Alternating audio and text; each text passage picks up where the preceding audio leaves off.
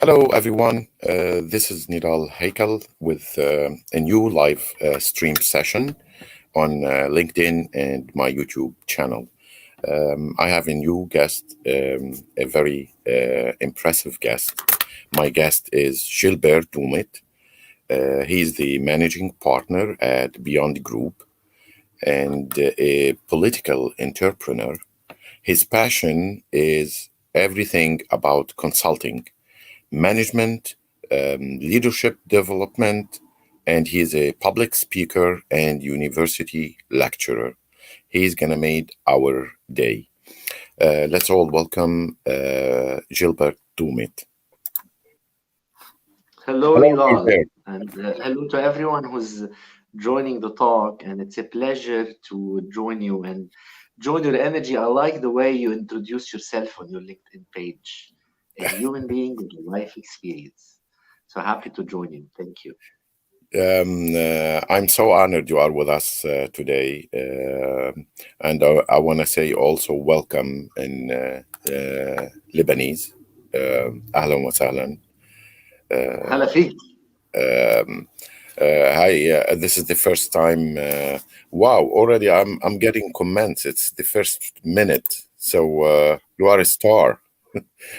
I'm gonna stream them, and you can see them at your end too. And whenever we get questions, we're gonna answer them if you want. So I was introducing you.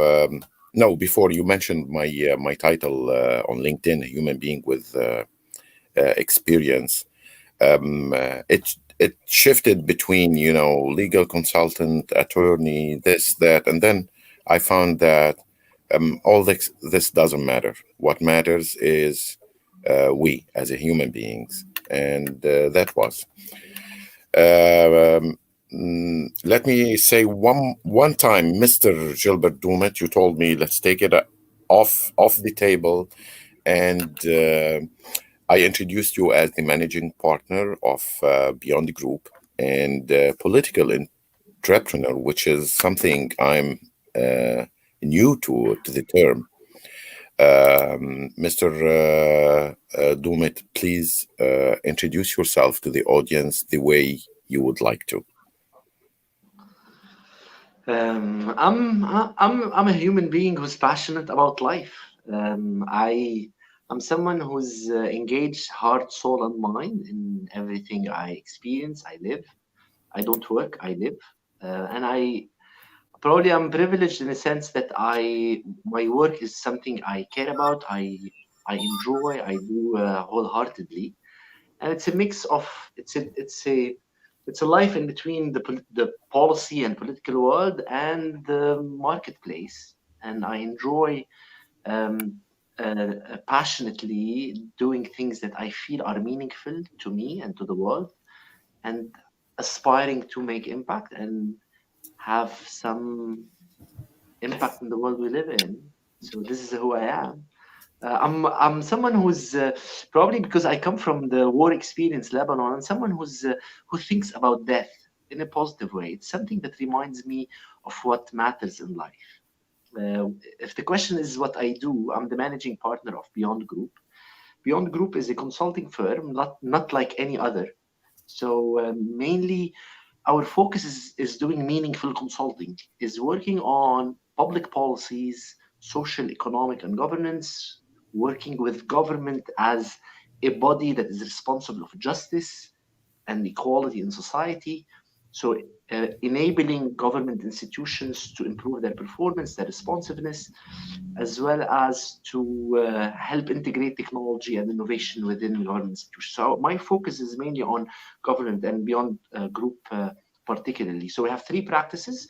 We do public policy and management, we do organizational learning and development, and we do innovation and technology integration within governments and communities.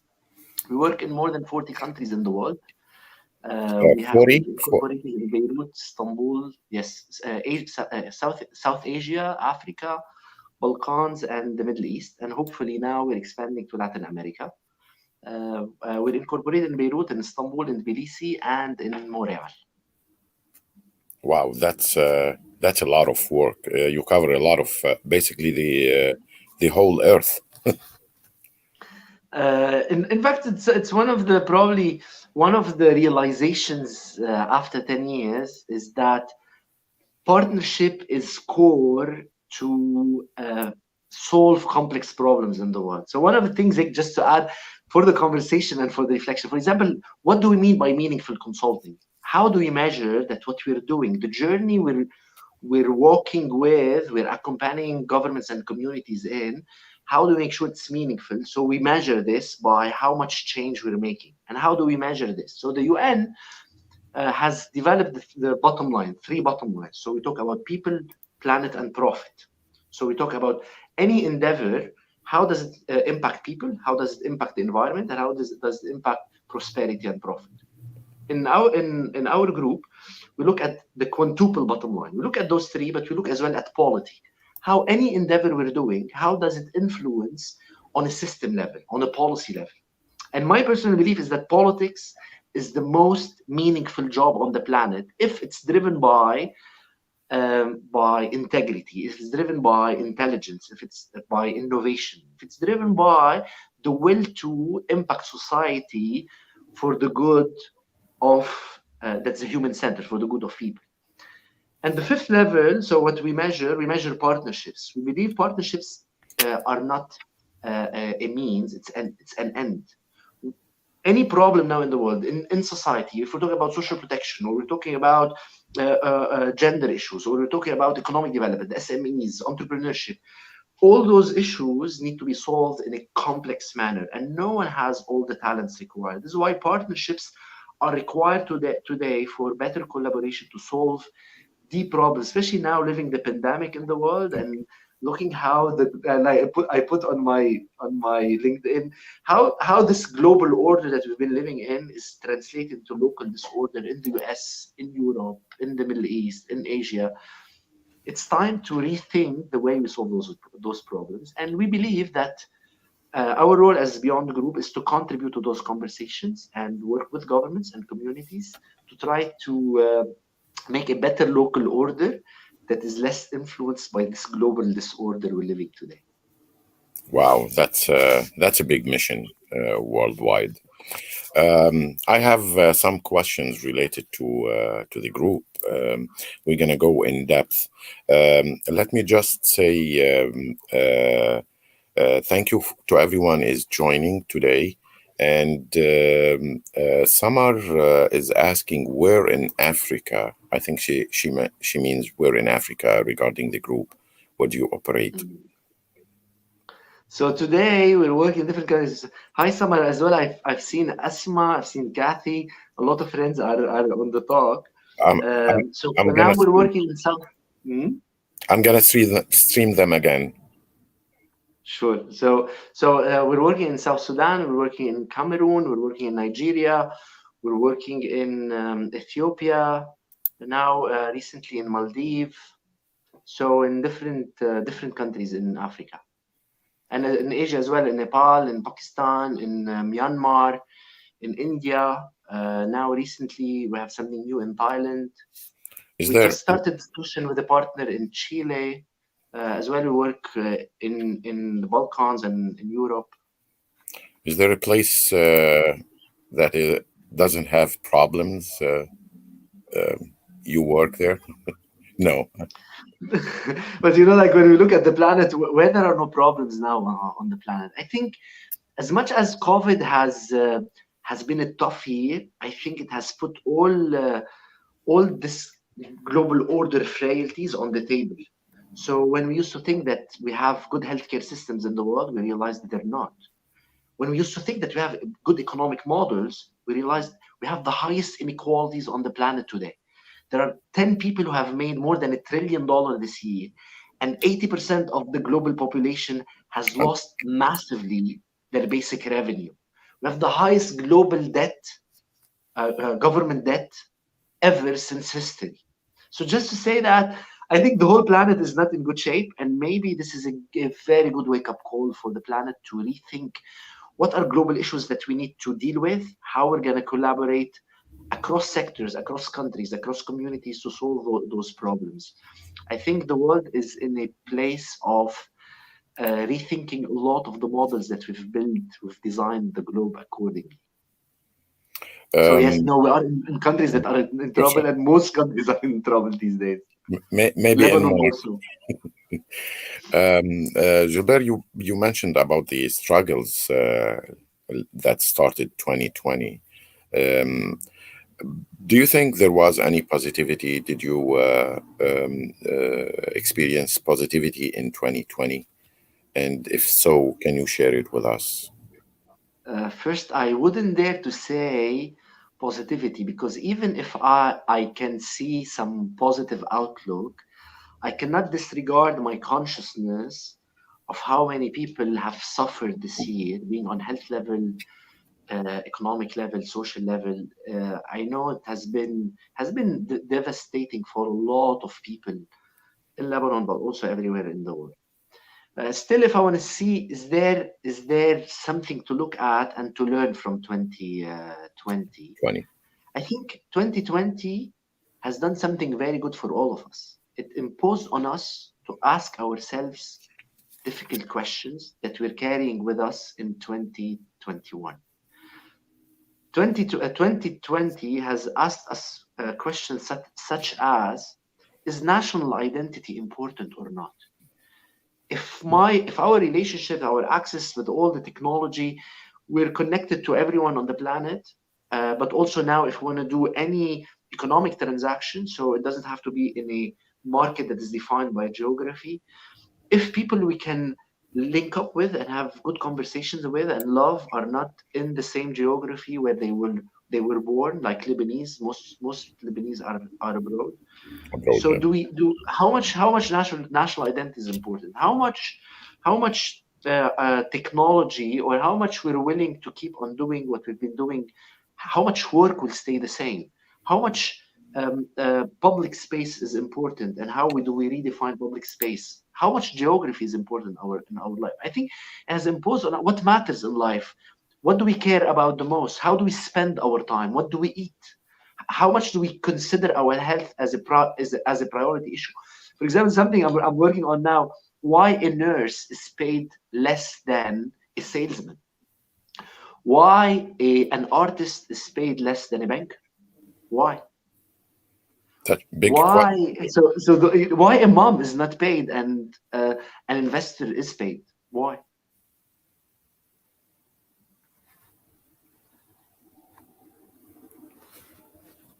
Mr. Gilbert? Yes. Oh, you are asking. You I are finished asking. with a high note. Yeah, I thought the picture froze. You are asking me personally or a public question? You and everyone. I think those are questions that we have to face in the coming phase. But me personally, I see if we have answer for those questions, we don't have greediness, we don't have poverty, we don't have taking advantage of our political rights. I think it's we'll never find an answer, because if we find answers to those questions, we are tending to be more equal, and I don't think we can achieve that on Earth. True, but at the same time, why not at least ask? I think COVID has been good in pushing us to ask those questions. What matters in life, and what social models, economic models, political systems we want to live in? We as a human beings on this planet. I wanna just say hi to my sister. She's the first time she joins, and she Hi, comments. Hiba. So thank you, Hiba. Would you mind if I smoke on the talk?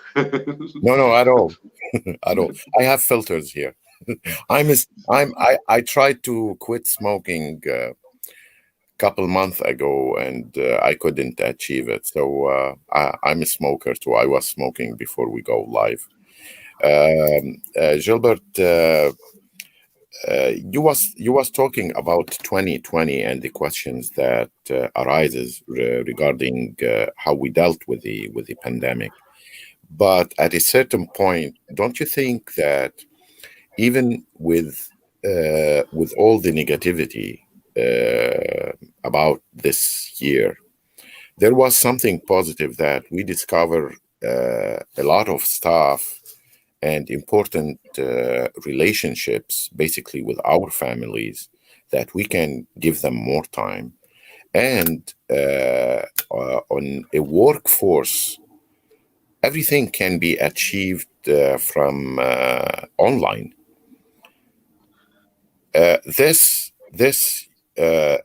supports the idea of there's no more borders between countries, and it refers to the point you was mentioning, the identity. I think it's we couldn't discover this without such a pandemic, because we were obliged to stay away and to lose our jobs, and at certain points to lose our hope. But so far we made it, and we hope the new year is gonna be with more achievement and more, successful plans. Uh, but what do you think? Can we like filter any positivity from 2020? I think yes. I think for those who can afford to be positive, we can think of positivity. But we have to stay conscious that most people on the planet have do not have the option of being positive. So if we look at poverty rates, so I was talking today to we're working on a project in Nepal and Pakistan. When you know that informal work in Pakistan is 70%, in Nepal is 80%. In Lebanon, it used to be between 50 and 60%.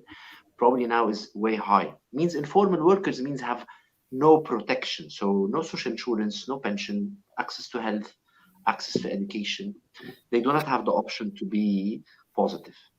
They can't be positive even if they're willing to. We're not talking about people who have health issues and they're health vulnerable. For me, and while being conscious of my privileges, yes, I do think there is a lot of. For me, it's very positive that, as you said, for example, it made us spend time with people we care about. It makes us rethink what matters the most to us, the love that we surround ourselves with, that sometimes we don't have to engage with. But also, I think for me, questions is very positive. Huh? Because sometimes because of the rush and the speed that we used to run with has stopped us from thinking. And probably one of the luxuries I had this year is I can have some time to think about those questions, but also think about what are other options or what other solutions and models, and engage with people from different countries and discuss opportunities and possibilities. So yes, for me, even from a work perspective, to be very clear, so this year we grew by almost 30% compared to previous years. This year we expanded almost by 80%. We went beyond the MENA region. We used to have most of our work in the MENA region. This year we're almost 80% internationally, globally. We're way less in the MENA. We still have in the MENA region, but most of our work is beyond the MENA region. So for me, on a personal level, I think I've been one of the lucky people on the planet. Do you need approval from the government to work in a certain country? In most countries. So in most countries we work with, so it's not only an approval, so we're working with governments in countries that have the budget to develop policy solutions, reform their institutions. So we deal directly with government in countries that like Lebanon and like other countries, Nepal, Pakistan, where countries governments cannot afford. It's mainly with development agencies that we work. We work a lot with the UN, we work with the World Bank, we work with the EU, with USAID, with different. That's why I asked my question. When you hit the political development, governments sometimes doesn't like that. It's not easy to educate the public for a better rights, better life, and better basically freedom. True, and probably this is where we're more needed.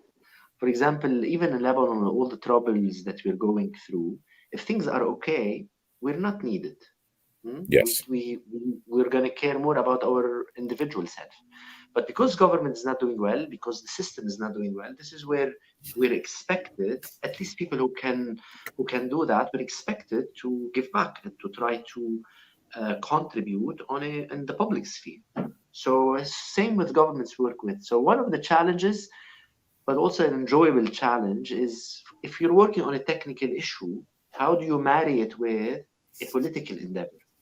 And I think this is one of the things for us consultants. Sometimes we Can tend, because they we like to work on technical stuff. do they have to get married? Can they be, like in any dating relationship? Who? Who should be in it? The government and the group.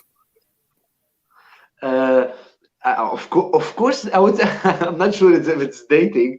Yeah. If you mean by this that you have to do things that are not necessarily like manipulation or corruption at all, like Mhm. especially for governments where there is high corruption, we do not engage. It's public, everyone knows, and we're very clear on this. It's one of the non-negotiables.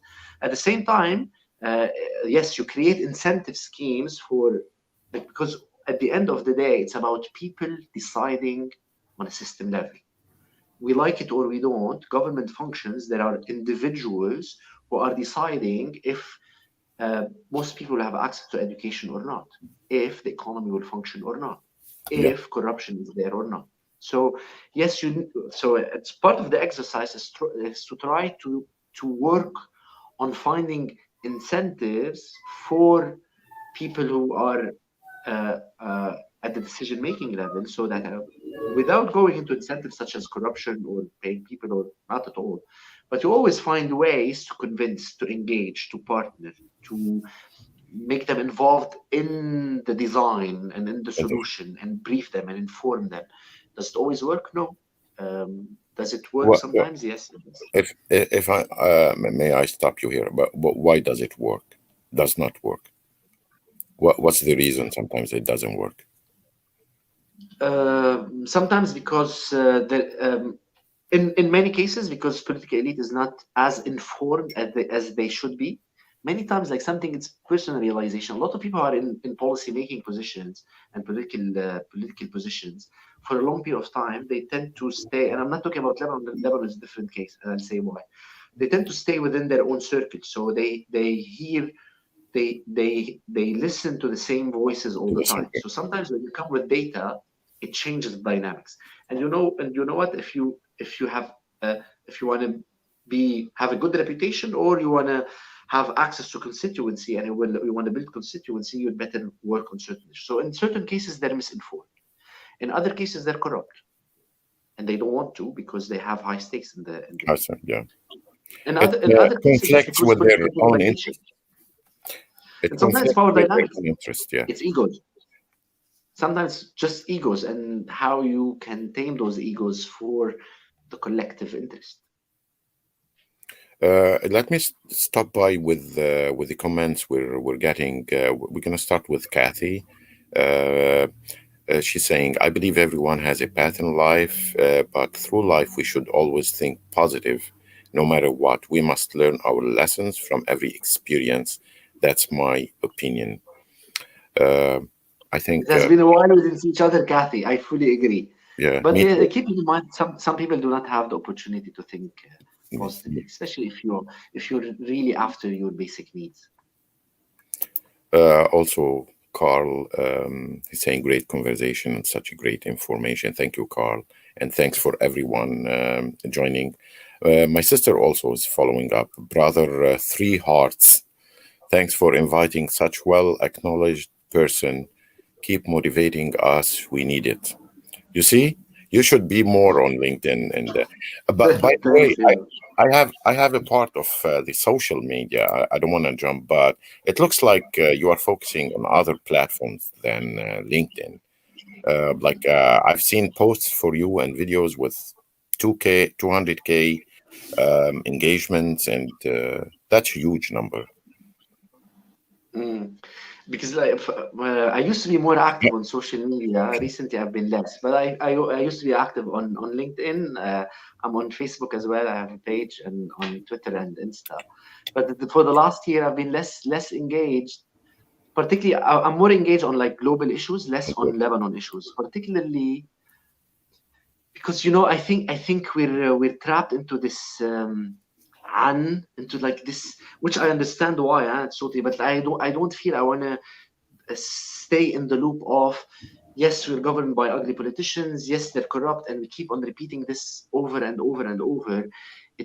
It feels like it's a negative loop that I'm trying to get out of, and this is why I've been less active on any local issues. Look, And Lebanon particularly has been, I think we're beyond the issue of people being corrupt, or I think it's an oligarchy, and it's people who have been there who are warlords for the last 30 years, and the system has collapsed, and um, the Lebanon, implications, the price is high on a lot of people. So I think Lebanon needs somewhere I want to all live my distance so that I can contribute back.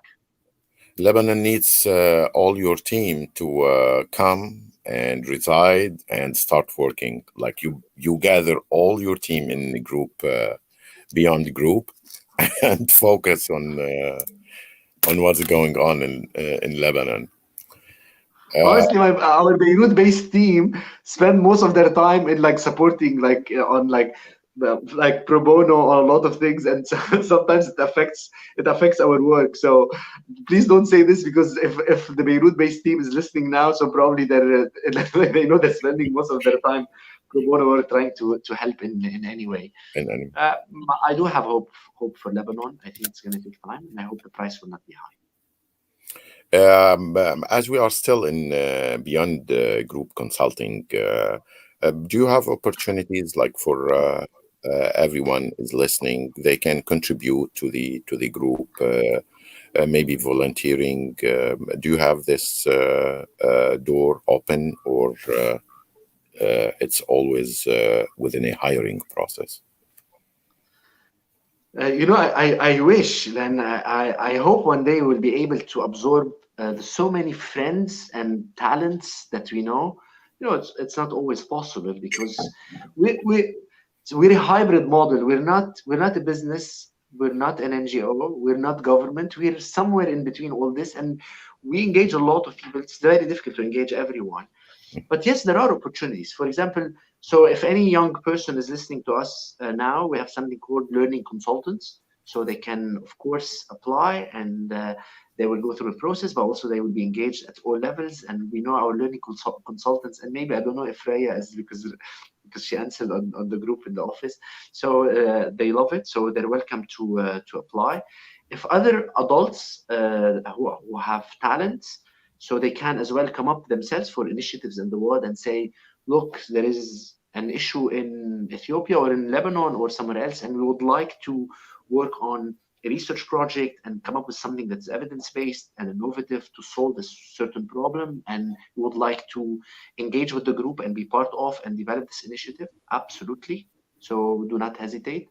So there is possibility. I wish we can absorb everyone. It's impossible, but yes, there is possibility to have a conversation on issues, on countries, on opportunities, on problems, of course. In on your LinkedIn profile, you think that politics can be most impactful jobs if I read the if. What what do you want from it, and what does it say? But can you tell us about this if? Why the impactful jobs as a political one is related and conditioned with if? How do you see it as being involved in the political environment? And by the way, you was a candidate for the parliament elections back in 2018 in Lebanon. True. I think you won, not being I what? you won, not being elected at these days. This is True. this is my personal opinion. Like True. So I'll answer this part, and then I go back to the sentence, to a belief I have. In 2018, me and a lot of people like me were thinking, because the, talking about Lebanon political and economic system and financial system collapsing, we've all seen it before. If you look at all our literature, everything we wrote for the last 20 years, it always starts with, this will happen if there is political will, but there will be no political will because of the confessional system that is controlled by a political elite that is corrupt within a geopolitical context that's difficult. So we all knew that we're reaching this moment. My hope, my aspiration in 2018, and a lot of people like me was to preempt this moment.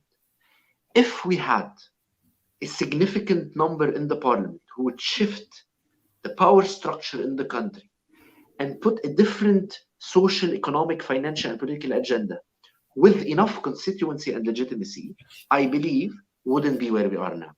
And that was my belief. I was wrong. I lost. Most of us have lost. It's okay. We learned. We see what we're going to do for the future. I I don't think it's think very unfortunate. Yeah. I don't think you was wrong. You are correct 100%. But Look where we are now. yeah, but the environment, what is not ready. Like today there was an article. I'm gonna say in Arabic on LinkedIn, and I comment on that it's not it was mentioning about the population and how they are acting with regard to the COVID and the guidelines, and it mentions that يعني, the term was, I'm gonna say it in Arabic and then translate it, شعب بده دعس. And I meaning, disagree categorically with this. and And and I know there is a big debate in the country. I I think disagree categorically.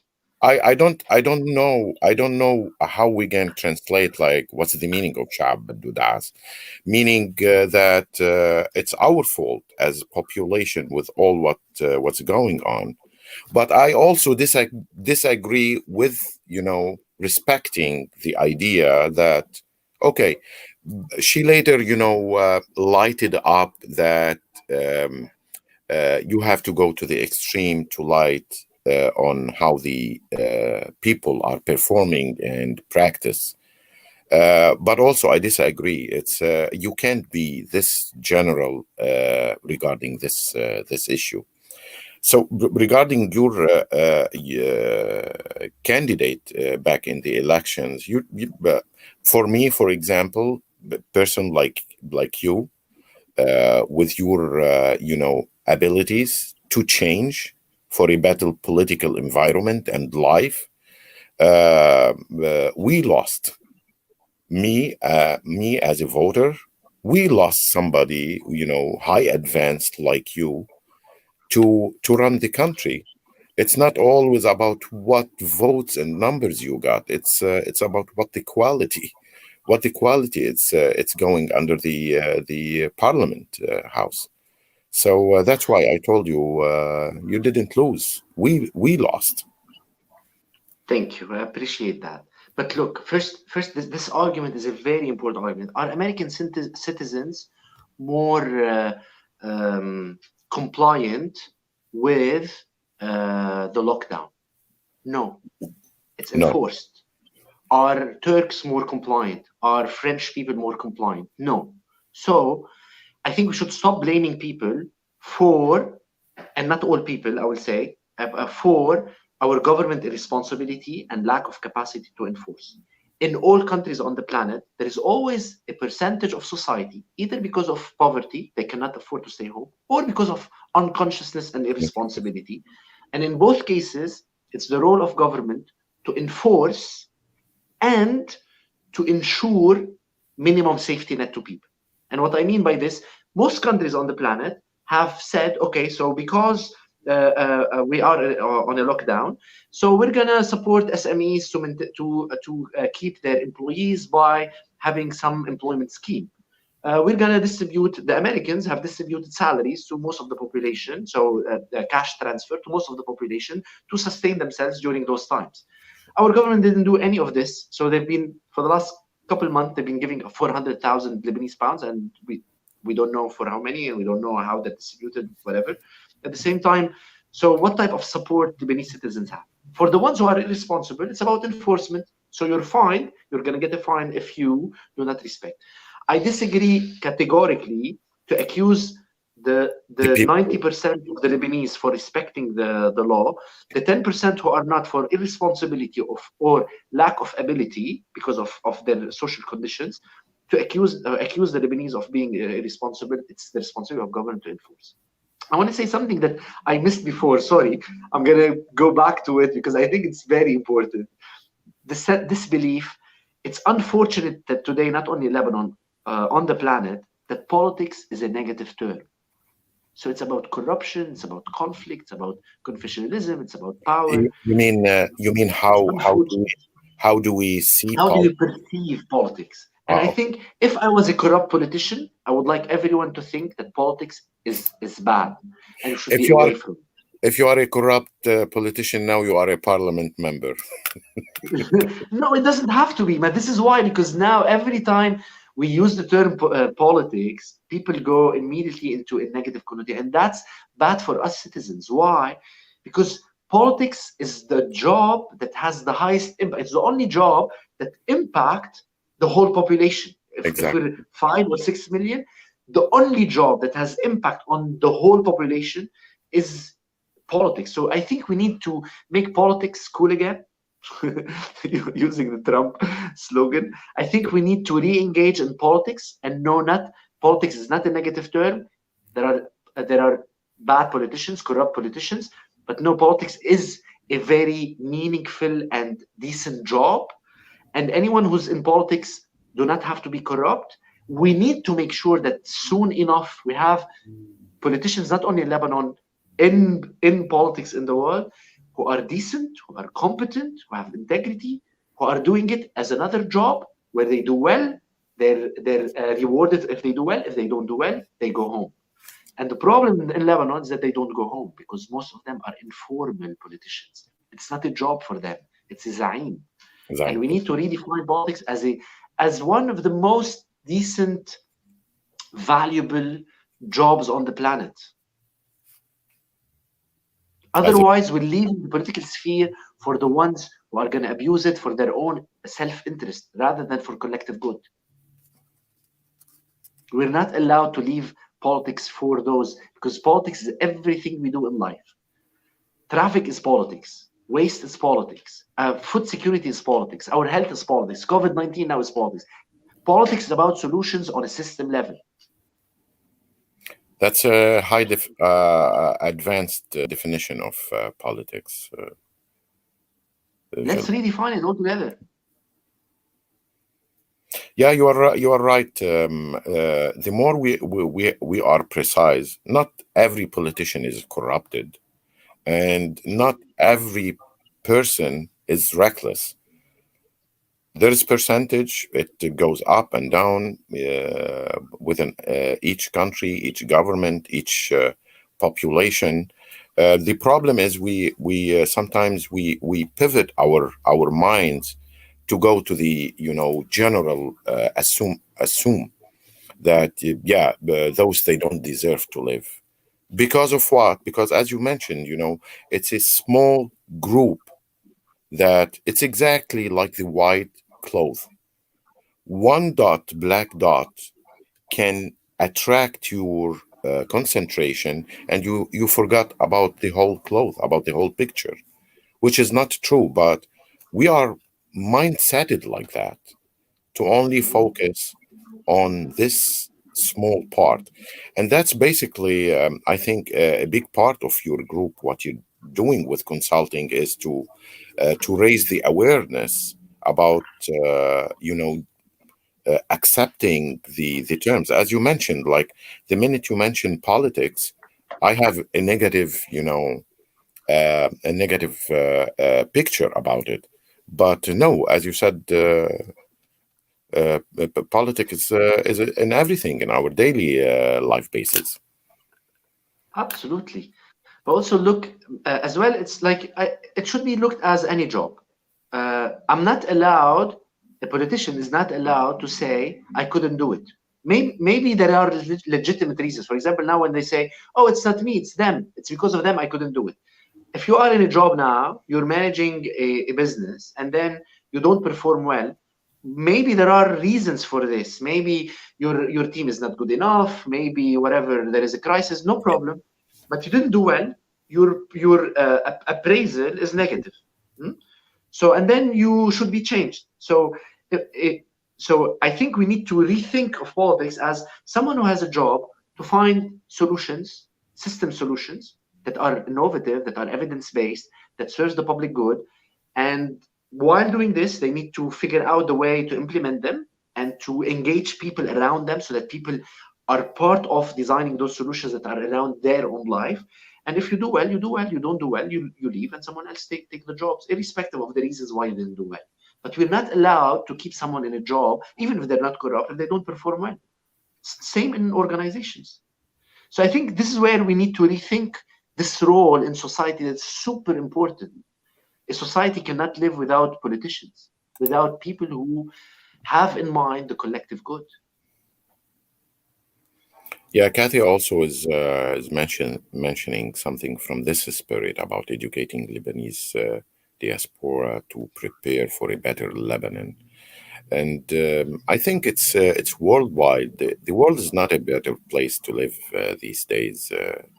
But as you mentioned, there's a lot of work to be done because we all seen what happened in USA and all the fears. One day away from the inauguration, there is a scares it's not going to be a peaceful transmission for the authorities, which is should be more a ceremony, not a worried process. I think, and we are talking USA, so I don't think really we need a lot of work and awareness about what we can and what we cannot do, because these days it looks like the human value it's so low, because if we believe in ourselves as human beings, we would stop at the stop sign and stop at the intersection and stay in the line and wear the mask and feel more responsible from a social point of view. And I think politics is part of the social interaction. Absolutely. Bringing back uh, human beings at the center of politics. And so something I think of, so I think it's about bringing human beings at the center of economies and the planet at the center of politics. We need to look at politics from a global perspective, but also in a holistic view and an integrated way. So any solution have multiple implications: political, social, economic, environmental. So we need to be holistic in the way we look at things. And you know what? Nowadays, with the climate change issues, I think as well the planet where human beings are part of the planet and maybe not the center. Because like since I got my dog during COVID, this was one of the big changes. I realized how those creatures are as well important for the planet. So I think we need to put back the planet at the center of politics and human beings at the center of economies, and stop looking at economies as only in terms of growth and marketplace. The bottom line of economics are more people living more decently in a country. And once we start thinking along those lines, all our policies will change. And Exactly. we need politicians who have this mindset. Um, what's the name of your dog? Vi. It's VIE. It's V in French, life, but Oh, wow. pronounced as Vi. Wow. I have two cats. I used to have four cats. We are four at home. Each one has a cat. But now Beautiful. we reduce it to two, and it's really nice to have a pet, because sometimes they show sympathy to you, like they sense it. I don't know what we're gonna say. Subhanallah, it's something managed, engineered by God. It's But as you said, yeah, it's very important to have it in our lives. I want to dig a little bit deep about the General Security Council in UN. In our world, we have uh, basically this organization to control the world and to make it a better place to live. But do you think with countries having the veto on no matter topic that interacts with their own interests, I don't want to mention names or in particular, but the five, members, do you think we have the global order in best shape? And before that, tell us about the global order. The global order and the local disorder. So we've built a global system since Bretton's Woods. So into having a nation state at the center of this global order, where we want to create more partnerships, more collaboration across the planet. And I think this is very important, and I don't think we should let go of this. Yet, yes, there are some core reforms that the UN need to go through, and every cycle, every few years, we hear about some dynamics about reforming the United Nations, and then try to see how we can make this organization more an enabler of more partnerships and more collaboration across the planet. I don't think we should let go of this. At the same time, yes, we need to push for reforms in relation to the veto, but also in terms of institutional efficiency and responsiveness and the type of programs that designed on a global level.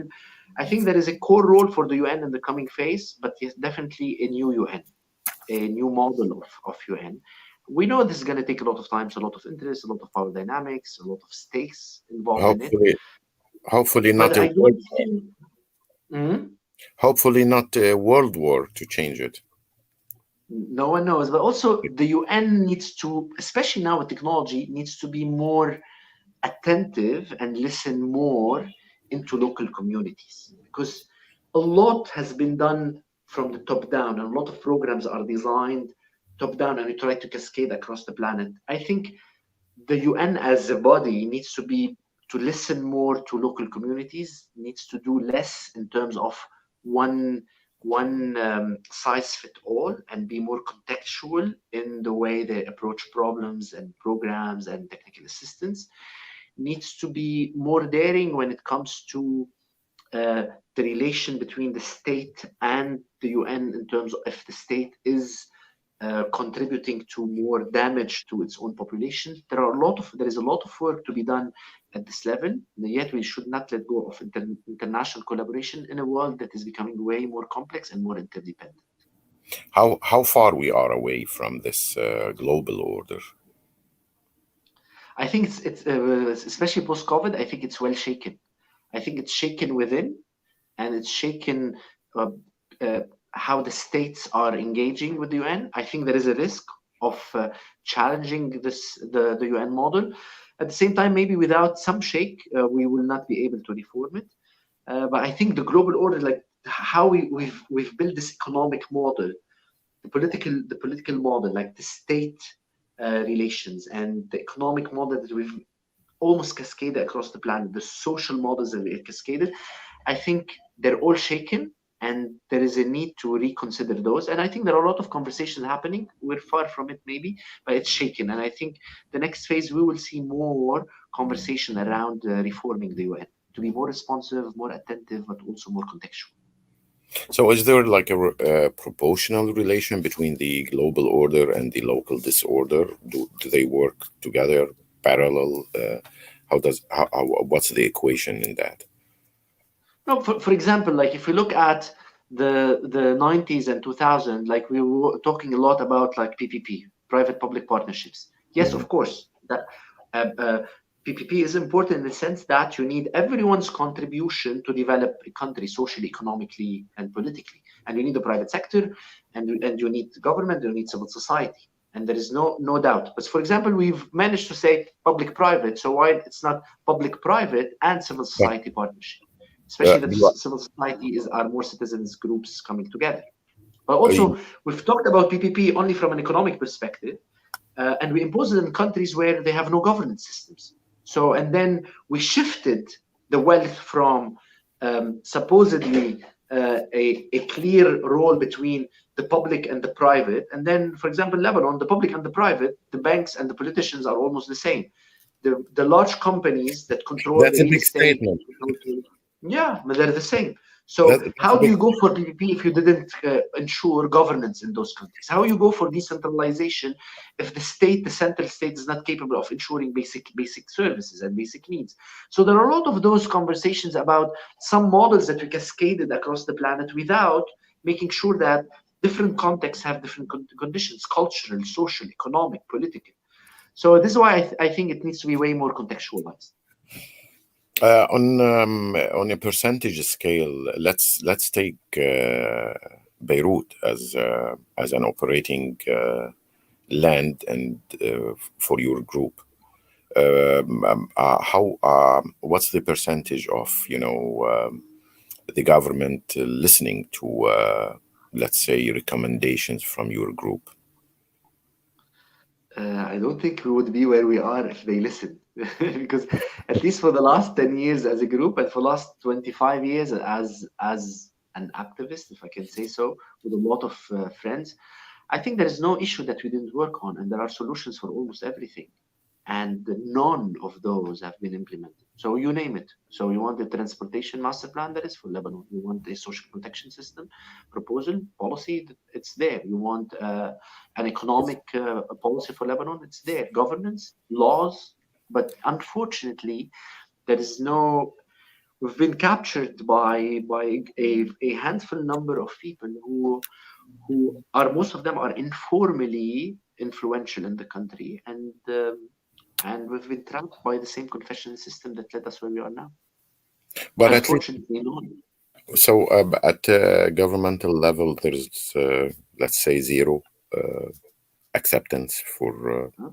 Absolutely. Like if you look at our laptops, we have almost a state on paper, on digital now on our Digital. laptops. But there's we like last year we worked on in 2019 we worked on reforming the procedural articles in the constitution. So we have all those deadlocks.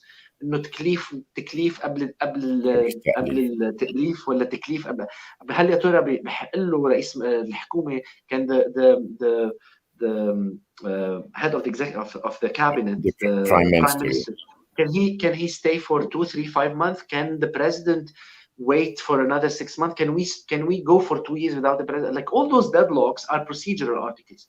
We've went with a multi-partisan platform.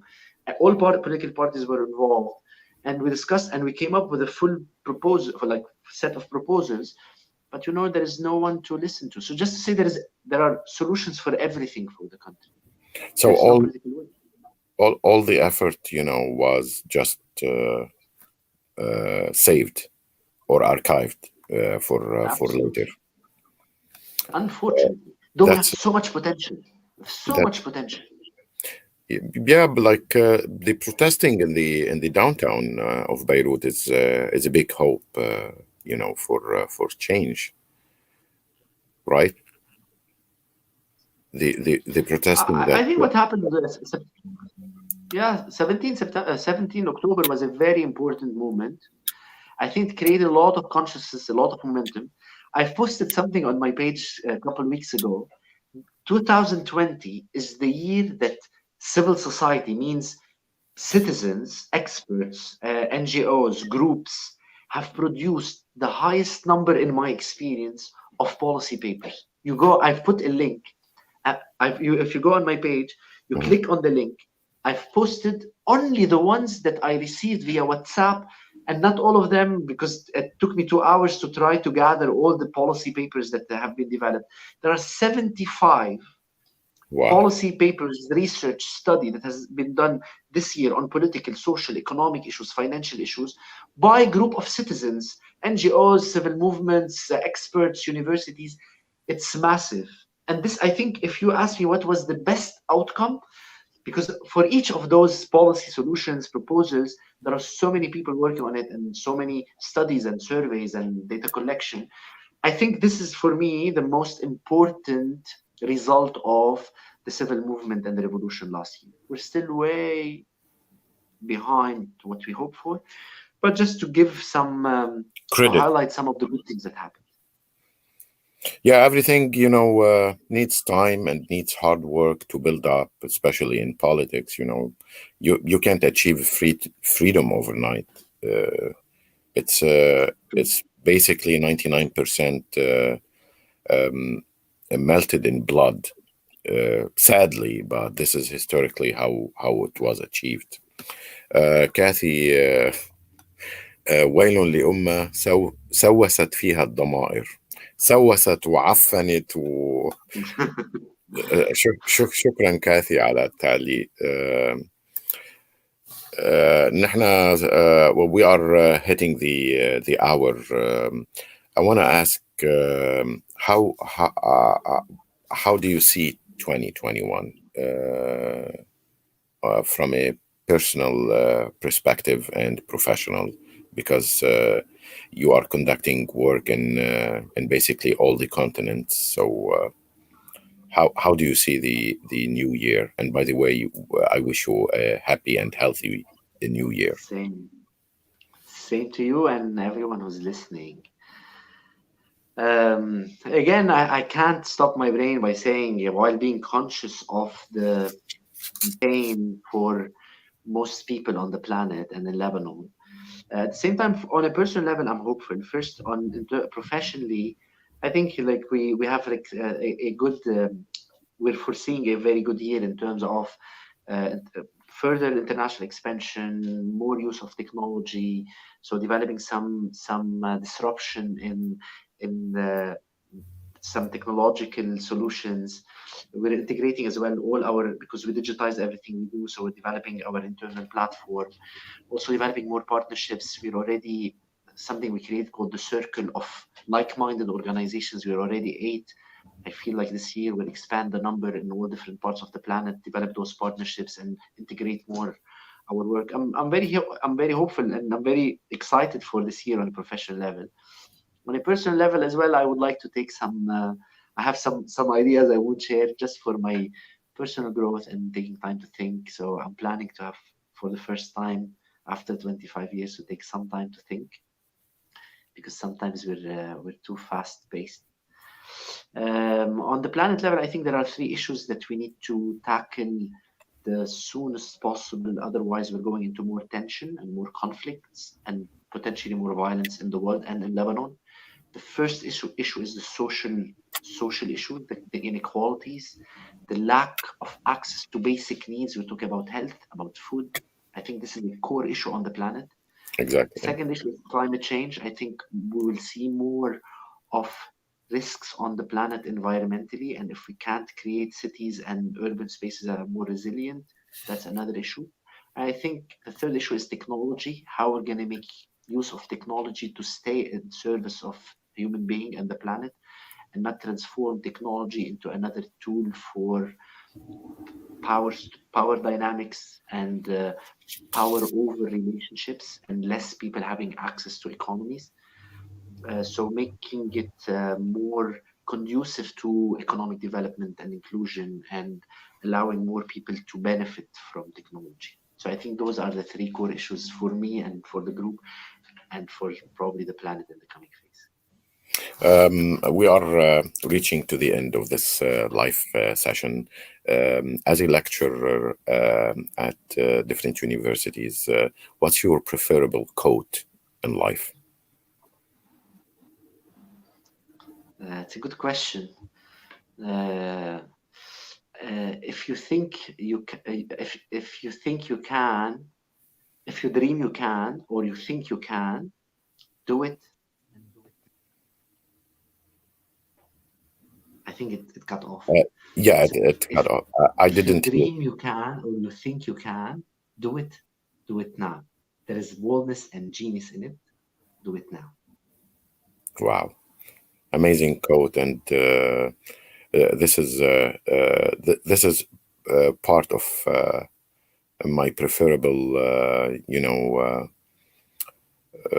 boosts in life, which is do it now. I love this mentality because 99%, if we didn't do it now, it's gonna be on the board, and we keep postponing it.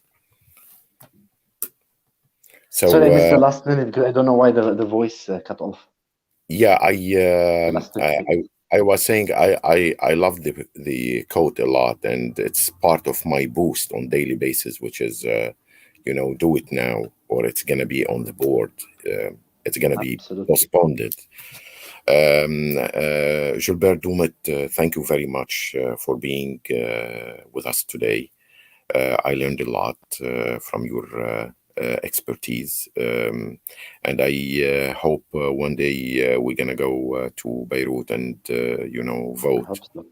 Yeah, even though you're not gonna get my vote To be because discussed. administratively I vote in a different district. So right, it's still the same, right?